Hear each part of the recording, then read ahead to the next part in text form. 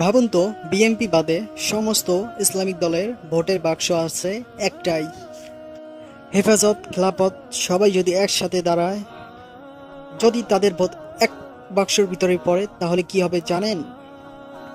এই দেশ 99% সম্ভাবনায় ইসলামিক রাষ্ট্রে পরিণত হয়ে যাবে।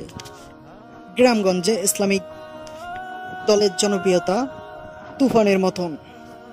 তরুণরা এখন ধর্মের দিকে ছুটছে এবং দিন দিন আর রাজনীতিতে ধর্মের ছোঁয়া দিন দিন বেড়েই চলছে। বিএনপি বাদ দিলে বাকি আর সবই দল ধর্মীয় রাজনীতির পক্ষে। আপনারা হয়তো চরমোনাই জনসভা দেখেছেন, শাপলা চত্বরের কথাও মনে আছে, আর জামাত ইসলামের কথা তো সবাই জানে। এই সব ইসলামিক দলের আলোগুলো যদি আলাদা আলাদা না জ্বলে একসাথে জ্বলে, তাহলে কি আওয়ামী লীগ আর বিএনপির মতন সেকুলার মতন রাজনীতি থাকবে?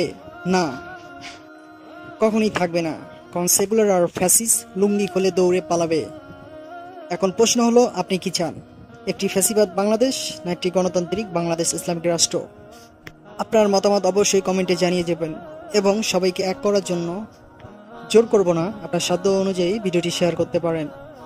আর হ্যাঁ, চ্যানেলটি সাবস্ক্রাইব করে ইসলামিক ভালোবেসে থাকলে সঙ্গেই থাকবেন।